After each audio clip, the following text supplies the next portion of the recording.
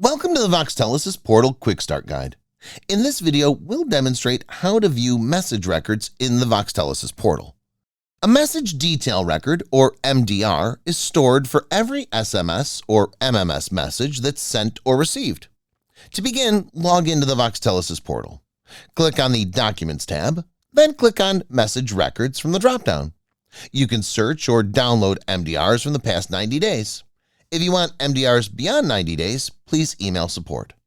Set the date range. For example, you can set it to view message records for a day or a week. If necessary, select the trunk group from the dropdown. Click on the search button. Congratulations! You've successfully viewed message records in the Voxtelesys portal. Check back for more helpful videos on the Voxtelesys portal, as well as other helpful guides.